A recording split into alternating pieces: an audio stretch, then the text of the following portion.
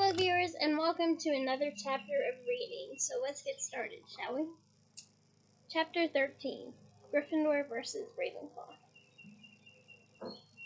It looked like the end of Ron and Hermione's friendship. Each were so angry with the other that Harry couldn't see how they'd ever make up. Ron was enraged that Hermione had never taken Crookshanks's attempts to eat Scabbers seriously, hadn't bothered to keep a close enough watch on him, and was still trying to pretend that Crookshanks was innocent by suggesting that Ron look for Scabbers under all the boys' beds. Meanwhile, Hermione maintained fiercely that Ron had no proof that Crookshanks had eaten Scabbers, that the ginger hairs might have been there since Christmas, and that Ron had prejudiced against her cat ever since Crookshanks had landed on Ron's head in the magical menagerie. Personally, Harry was sure that Crookshanks had eaten Scabbers, and when he tried to point out to Hermione that the evidence all pointed that way, she lost her temper with Harry too. Honestly, I'm siding with Hermione. Even if that was the case, he was just acting on natural instinct. Okay, side with Ron. I knew you would, she said shrilly. First the firebolt, now Scabbers. Everything's my fault, isn't it? Just leave me alone, Harry. I've got a lot of work to do. Ron had taken the loss of his rat very hard indeed. Come on, Fred. You were always saying how boring Scabbers was, said Fred bracingly. And he's been off color for ages. He was wasting away. It was probably better for him to snuff a cookie once slow. He probably didn't feel a thing. Fred! Said Ginny indignantly. All he did was eat and sleep, Ron. You said it yourself, said George. He did go for us once, Ron said miserably. Remember, Harry? Yeah, that's true, said Harry. His finest hour, unable to keep a straight face. Let the scar on Goyle's finger stand as a lasting tribute to his memory. Oh, come on, Ron. Get yourself down to Hogsmeade and buy a new rat. What's the point of moaning? In a last-ditch attempt to cheer Ron up,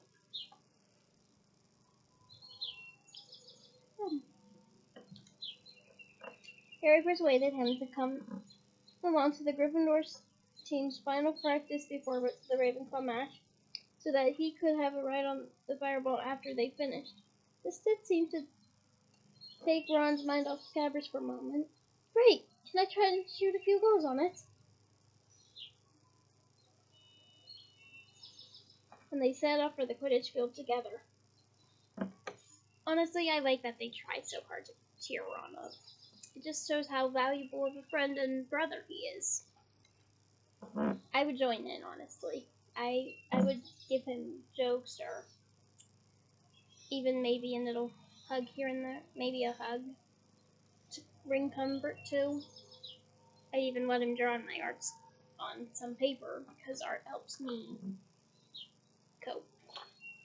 It may work for him, it might not, but who's to say unless you try? Madam Hooch, who was still overseeing Gryffindor practices to keep an eye on Harry, was just as impressed with the firebolt as everyone else had been. She took it in her hands before takeoff and gave them the benefit of her professional opinion. Look at the balance on it. If the Nimbus series has a bolt, it's a slight lift to the tail end. You'll often find they'll develop a drag after a few years. They've updated the handle too. A bit slimmer than Queen Sleep's, reminds me of the old silver arrows. Pity they stopped making them. I learned to fly on one, a very fine old broom it was too. She continued in this vein for some time until Wood said, Madam Hooch, is it okay if Harry has the firebolt back? We need to practice. Oh, right. Here you are then, Potter, said Hooch. I'll sit over here with Weasley. She and Ron left the field to sit in the stadium, and the Gryffindor team gathered around Wood for his final instructions to tomorrow's match. Harry, I just found out who Ravenclaw is playing as Seeker. It's Cho Chang. She becomes important next book. She's a 4th year, and she's pretty good. I really hope she wouldn't be. But she's had some problems with injuries. Would scouted his displeasure that Cho Chang had made a full recovery, then said, on the other hand, she rides a Comet 260, which is going to look like a joke next to the Firebolt. He gave Harry's room a look of fervent admiration, then said, okay, everyone, let's go. And at long last, Harry mounted his Firebolt and kicked off from the ground. It was better than he'd ever dreamed. The Firebolt turned with the lightest touch. It seemed to obey his thoughts rather than his grip. It sped across the field at such speed that the stadium turned into a green and gray blur. Harry turned so sharply that Alicia spit and screamed. Then he went into a perfectly controlled dive, brushing the grassy field with his toes before rising 30, 40, 50 feet into the air again. Harry, I'm letting the snitch out, Wood called. Harry turned and raced the bludger toward the goal post. He won it against it easily.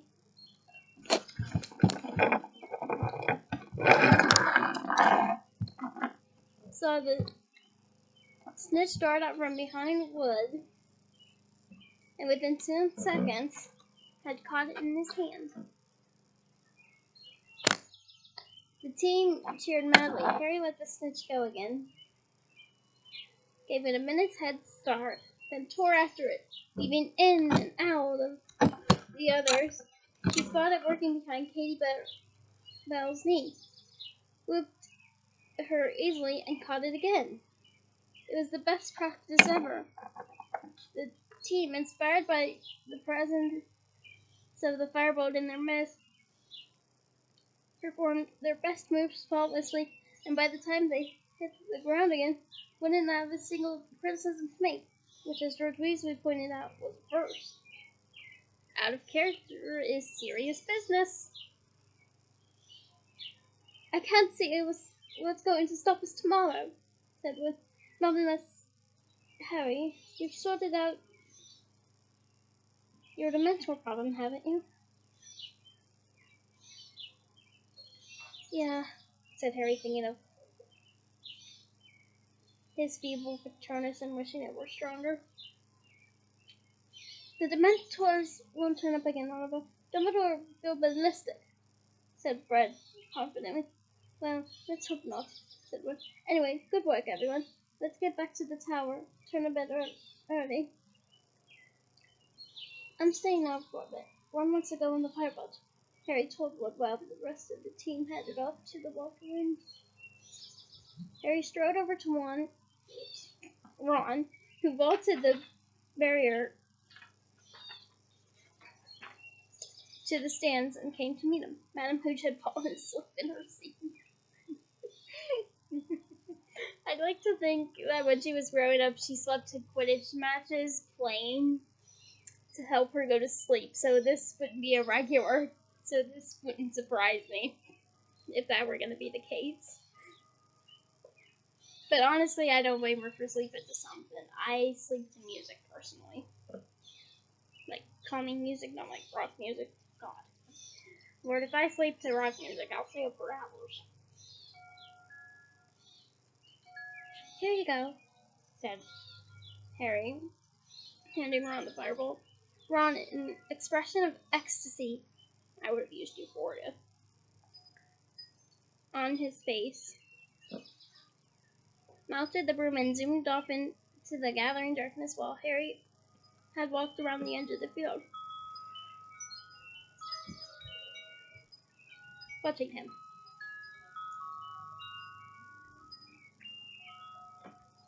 Night had fallen before Madame Hooch awoke with a start, told Harry and Ron off for not waking her, and insisted that they go back to the castle.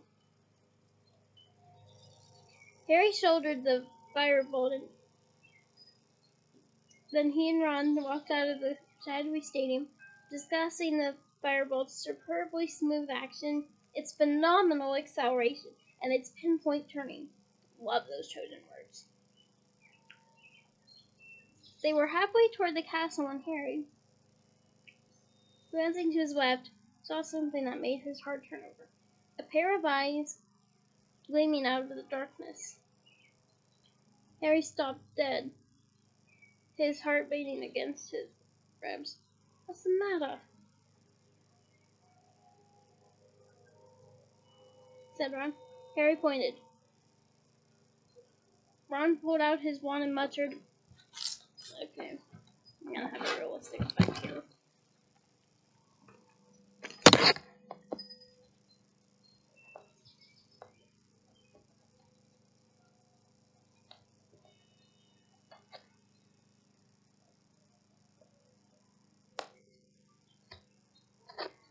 Lumos.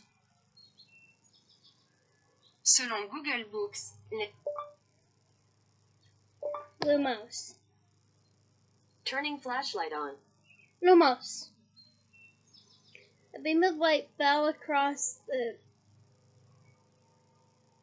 grass, hit the bottom of a tree, illuminated its branches there. Crouching among the budding leaves was Crookshanks. Knox. Turning flashlight off. There's a little Google hack for you.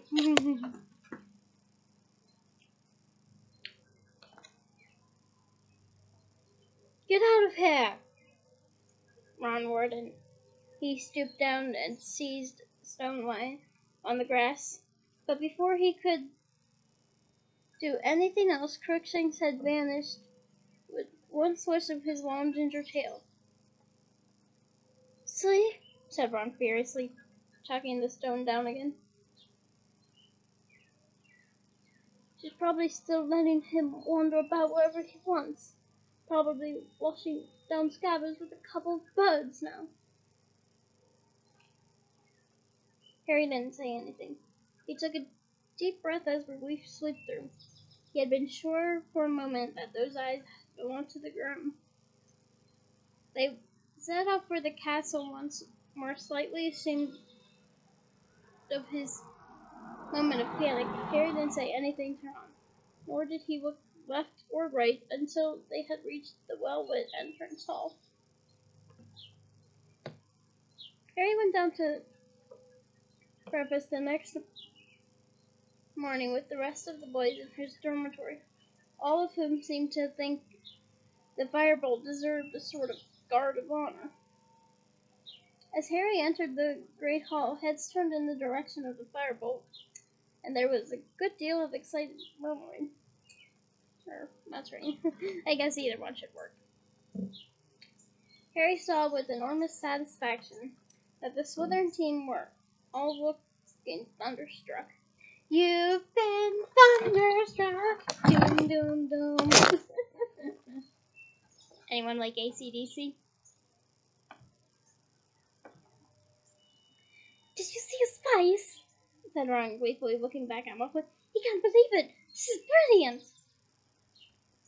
Wood, too, was basking in the reflected glory of the firebolt. Put it here, Harry, he said, laying the broom in the middle of the table and carefully turning it so that its name faced upward. People from the Ravenclaw and Hufflepuff tables were soon coming over to it.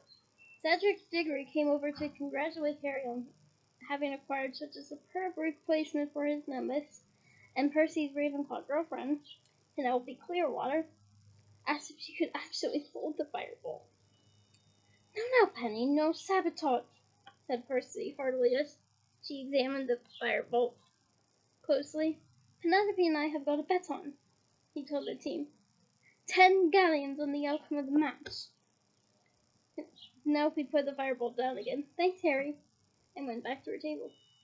Harry, make sure you win, said Percy in an urgent whisper. I haven't got 10 galleons. Yes, I'm coming, Penny. And he bustled off to join her in a piece of toast. again. I'm sorry. I'm just trying to imagine two people and a piece of toast and the object is hilarious. I would have worded that a little bit different. Like JK. Sure, you can manage that. Broom, Potter. Came a cold, drawling voice. Draco Malfoy had arrived for close work. Crab and Goyle were behind him. Yeah, reckon so, said Harry casually. Got plenty of special features, hasn't it? Said Malfoy, eyes glittering maliciously. Shame it doesn't come with a parachute, in case you get too near a Dementor. Crab and Goyle snickered. Pity you can't add an extra arm to yours, Malfoy, said Harry. Then it could catch the snake spoil. Burn! The Gryffindor team laughed loudly. Malfoy's pale eyes narrowed, and he walked away. They watched him rejoin the rest of the Slytherin team, who put their heads together, no doubt asking Malfoy whether Harry's room really was a firebolt. At 11:45, the Gryffindor team set off for the locker rooms. The weather couldn't have been more different from their match against Hufflepuff. It was a clear, cool day with a light breeze, kind of like what we're having now, if you will. There would be no visibility problems this time, and Harry, though nervous, was starting to feel the excitement only a Quidditch match would bring. They could hear the rest of the school moving into the stadium beyond. Harry took off his black school robes, removed his wand from his pocket, and stuck it inside the t-shirt he was going to wear under his Quidditch robes. He only hoped he wouldn't need it. He wondered suddenly whether Professor Lupin was in the crowd, watching. You know what we've got to do, said Wood as they prepared to leave the locker rooms. If we lose this match, we're out of the running. Just fly like you did in practice yesterday, and we'll be okay. They walked out onto the field to cumulative applause. I love her fancy words. I have fancy ones too. The Ravenclaw team, dressed in blue. Okay, which blue, J.K. Rowling? Sapphire, Royal, Peacock, Navy, Azure, Arctic, and yes, that is a color. What other colors were there? Midnight. I'm like, you can be a little bit specific there. Like, really. I'm just like curious, considering you make the blinding scenario over Hufflepuff. Oh, good lord, no. Oh, that's like a disaster. But this blue, I'm like, what type of blue is it? I've listed several specific blues. Anyhow, we're already standing in the middle of the field. Their seeker, Cho Chang, was the only girl on their team. She was shorter than Harry by about a head, and Harry couldn't help noticing, nervous as he was, that she was extremely pretty. She smiled at Harry as the teams faced each other behind their captains, and he felt a slight lurch in the region of his stomach that he didn't think had anything to do with nerves. Good. Davies? Shake hands. Davies. That's another name that becomes important. Next book. Madam Pooch said briskly, and Wood shook hands with the Ravenclaw captain. Match your brooms. On my whistle. 3, 2, 1. Harry kicked off into the air, and the firebolt zoomed higher than and faster than any broom. He soared around the stadium and began squinting around for the snitch, listening all the while to the commentary, which was being provided by the Weasley twins' friend, Lee Jordan. Oh, I love his commentary. It's so funny. But I shall share the humor with you. They're off, and the big excitement this match is the fireball that Harry Potter is flying for Gryffindor. According to which broomstick, the fireball is going to be the broom of choice for the national teams at this year's World Championship. Hey, I foreshadowed that. In this, yeah, I foreshadowed that in a sense. Jordan, would you mind telling us what's going on in the match? Interrupted Professor McGonagall's voice. Right you are, Professor, just giving a bit of background information. The fireball incidentally has a built-in auto-break, and Jordan! Okay. Gryffindor in position, Katie Bell of Gryffindor headed for goal. Harry streaked past Katie in the opposite direction, gazing around for a glimpse of gold and noticing that Cho Chang was tailing him closely. She was undoubtedly a very good flyer. She kept cutting across it and forcing him to change direction. Show me your acceleration, Harry! Fred yelled as he whooshed past in pursuit of a bludger that was aiming for Alicia. Harry urged the firebolt forward as the rounded Ravenclaw goalpost and shell fell behind. Just as Katie succeeded in scoring the first goal of the match, and the Gryffindor end went wild, he saw it. The snitch was close to the ground, flitting near one of the barriers. Harry dived.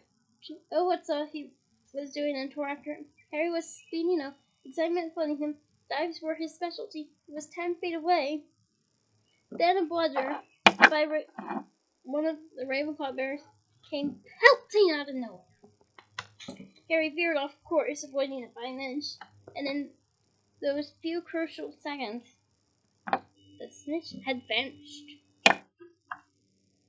There was a great woo of disappointment from the Gryffindor supporters, but much applause for their beater from the Ravenclaw.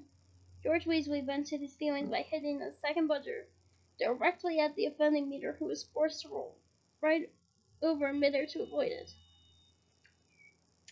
Gryffindor leads 80 points to 0, and look at that firebolt go!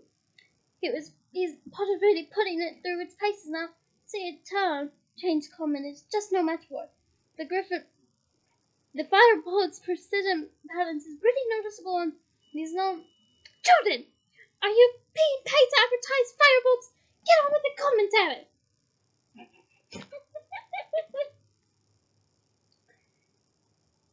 Ravenclaw was pulling back. They had now scored 3 goals, which put Gryffindor only 50 points ahead.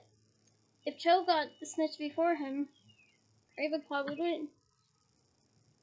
Harry dropped lower, narrowly avoiding a Ravenclaw chaser, scanning the field frantically.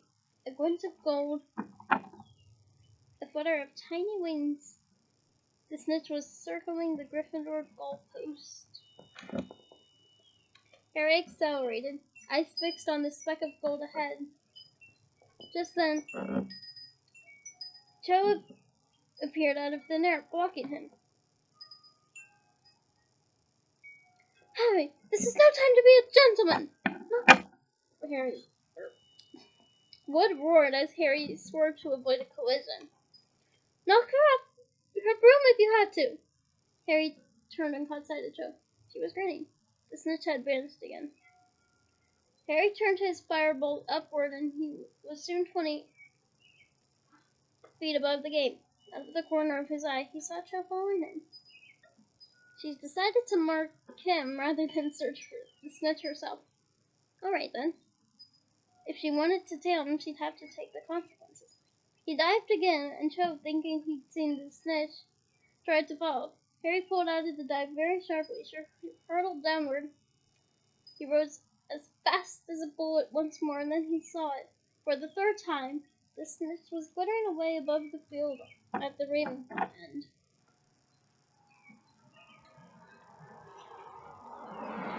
He accelerated. So many feet below did Cho. He was winning, gaining on the snitch with every second. Then, ah! Screamed Cho, pointing. Distracted, Harry looked down. 3 Dementors, 3 tall black hooded Dementors were looking up at him. He didn't stop to think. Plunging a hand down the neck of his robes, he whipped out his wand and roared, "Expecto Patronum!"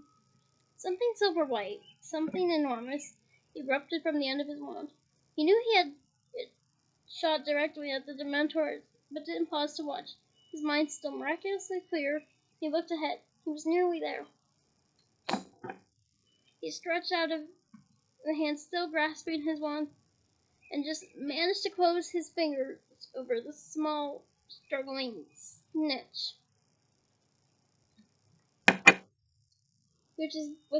Madam Hitch's whistle sounded. Harry turned around him in midair and saw 6 scarlet boars bearing down on him. Next moment, the whole team was hugging him so hard he was nearly pulled off his broom. Down below, he could hear the roars of the Gryffindors in the crowd. I would be a little nervous to join in. I have silent ways to show my support. Good.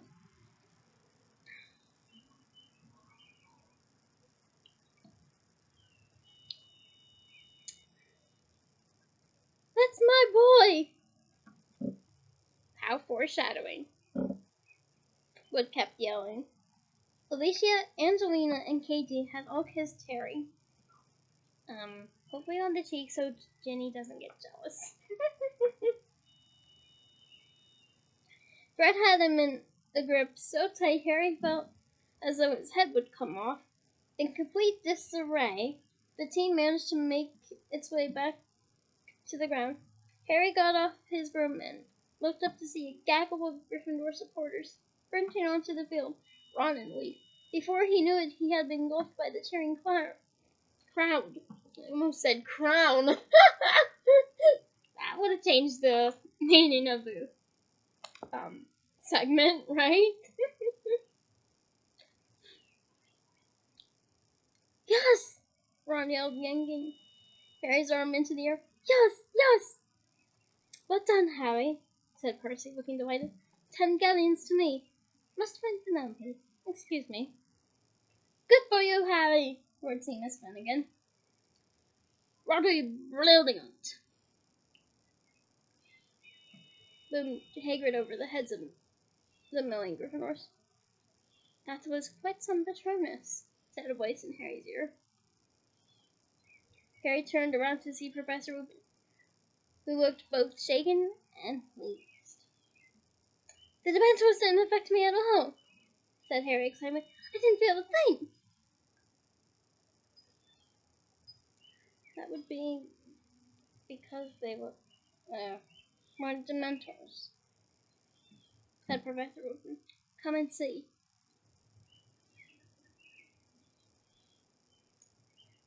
He led Harry out of the crowd until they were able to see the edge of the field. You gave Mr. Malfoy quite a fright, said Lupin. Harry stared. Lying in a crumpled heap on the ground were Malfoy, Crabbe, Goyle, and Marcus Flint, the Slytherin team captain, all struggling to remove themselves from the long black hooded robes. It was as though Malfoy had been standing on Goyle's shoulders. Standing over them with an expression of utmost fury on her face was Professor McGonagall. An unworthy trick! She was shouting. A low and cowardly attempt to sabotage the Gryffindor Seeker. Detention for all of you, and 50 points from Slytherin. I shall be speaking to Professor Dumbledore about this. Make no mistake. Ah, here he comes now. If anything could have set the seal on Gryffindor's victory, it was this. Ron, who had fought his way through to Harry's side, doubled up with laughter as they watched Malfoy fighting to extricate himself from the robe. Goyle's head still stuck.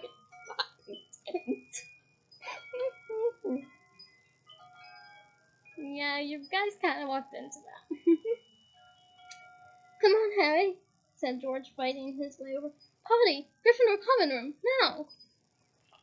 Right, said Harry, and feeling happier than he had in ages, and the rest of the team led the way, still in their scarlet robes, out of the stadium and back up to the castle. It felt as though they had already won the Quidditch Cup. The party went on for all day and well into the night. Yeah, I would take part in some of it, just not all of it.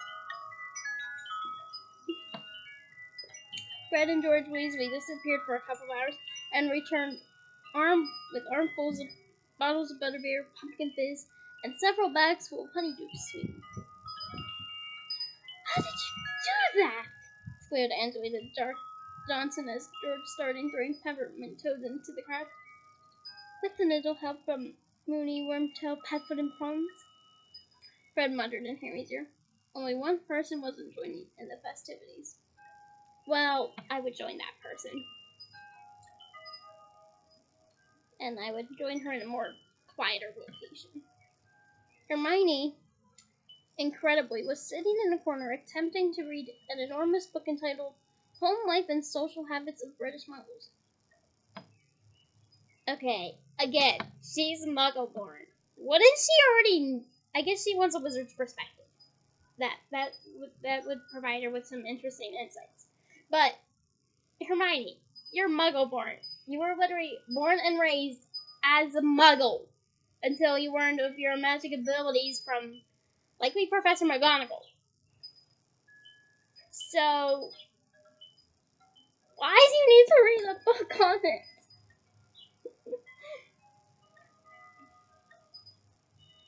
Harry broke away from the table where Fred and George had started juggling butterbeer bottles.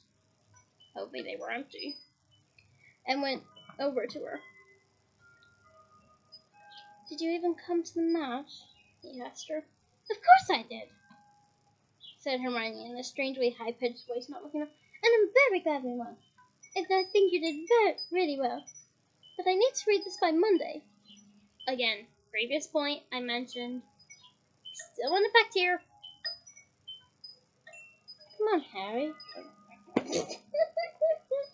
It's been one of those days, I can tell. Come on, Hermione. Come and have some food, Harry said, looking over at Ron and wondering whether he was in a good enough mood to bury the hatchet. I can't, Harry. I've still got 422 pages to read, said Hermione, now sounding slightly hysterical. Anyway, she glanced over at Ron too. He doesn't want me to join in. Again, previous point I've mentioned, still resonating here. But on the bright side, you really should try to patch things up with Ron. I highly suggest it, really. There was no arguing with this, as Ron chose that moment to say loudly, if Scabbers hadn't been eaten, he could have had some of those fudge flies. He used to really like them.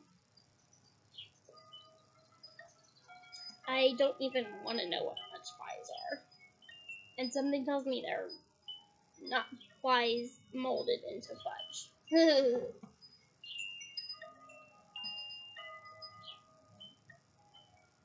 But you should also try to patch things up with her, Ron. It needs to go both ways. Hermione burst into tears. Before Harry could say or do anything, she tucked the enormous book under her arm and, still sobbing, ran toward the staircase to the girls' dormitories and out of sight. Can't you give her a break? Harry asked Ron quietly. No, said Ron quietly. If she just acted like she was sorry. But she'll never admit she's wrong, Hermione. She's still acting like Scabbers has gone on vacation or something. The Gryffindor party ended only when Professor McGonagall turned up in her tartan dressing gown, or nightgown to Americans. At least that's the context I'm giving. And hairnet in the morning to insist that they all go to bed. Harry and Ron climbed the stairs to their dormitory, still discussing the match.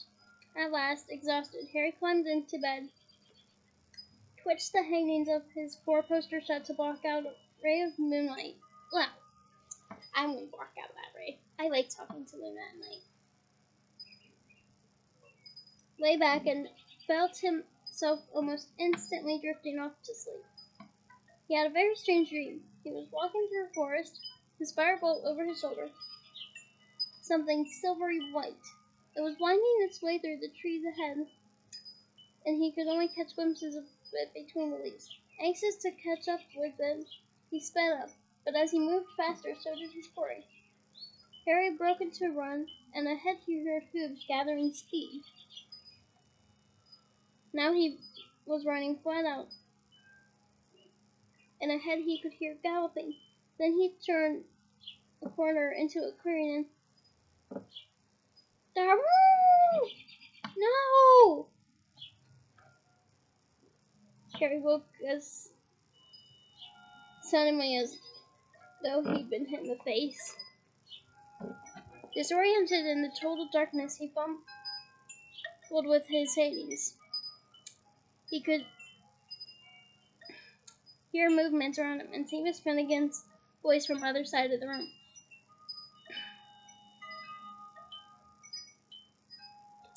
What's going on? Harry thought he had heard the dormitory door slam. At last, finding the divide in his current, he ripped them back, and at the same moment, Dean Thomas lit his lamp. Ron was sitting up in bed, the hangings torn from one side, a look of utmost terror on his face. Black! Sirius Black! With a knife! What? Here! Just now! Slash the curtains! Woke me up! You sure you weren't dreaming, Ron? Said Dean. Look at the curtains! I tell you, he was here! They all scrambled out of bed.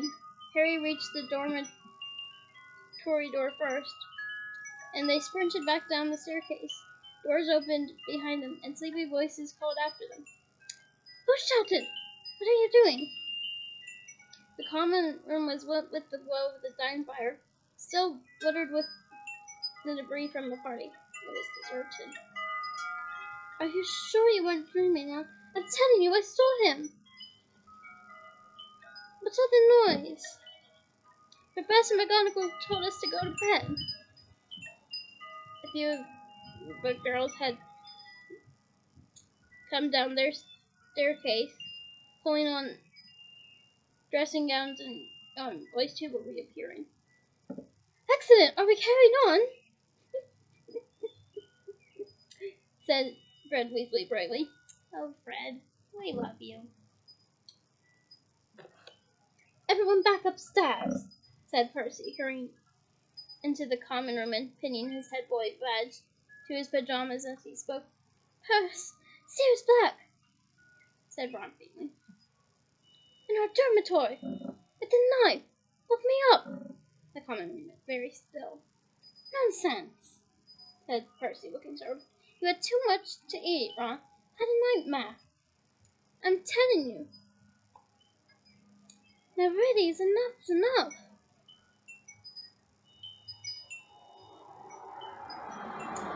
Professor McGonagall was back. She slammed the portrait behind her as she entered the common room and stared fiercely around.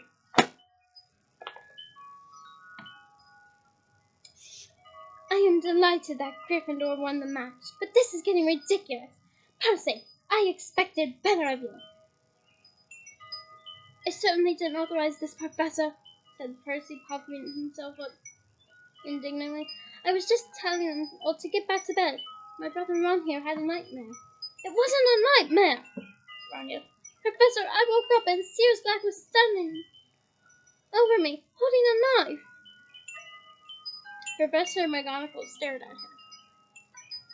Don't be ridiculous, Daisy. How could he possibly have gotten through the portrait hole? Ask him, said Ron, pointing the shaking finger at the back of Sir Cadogan's picture. Ask him if we saw. Glaring suspiciously at Ron, Professor McGonagall pushed the portrait back open and went outside. The whole common room listened with bated breath. Sir Cadogan, did you just let a man enter Gryffindor Tower? Certainly, good lady, cried Sir Cadogan. There was a stunned silence, both inside and outside the common room. You did, said Professor McGonagall. But the password! He had him, said Sir Kennigan proudly. Had the whole weeks, my lady. Read 'em off a little piece of paper. Professor McGonagall pulled herself back through the portrait hole to face the sun crowd. She was white as chalk. Which person? She said, her voice shaking. Which obscenely and foolish person wrote this week's past ones and left them lying around? There was utter silence, broken by the smallest of terrified squeaks. Neville Longbottom, trembling head to fluffy, slippered toes, raised his hand slowly into the air. And that is the end of this chapter. And boy, do I feel bad for Neville. I really do. It's a good method, but to help me remember something, I say it over in my head, and then and that helps me recall it. But yeah, I feel really bad for Neville right now. But that is the end. I hope you enjoyed it. I certainly had fun reading it to you all. So yeah, until next time, bye!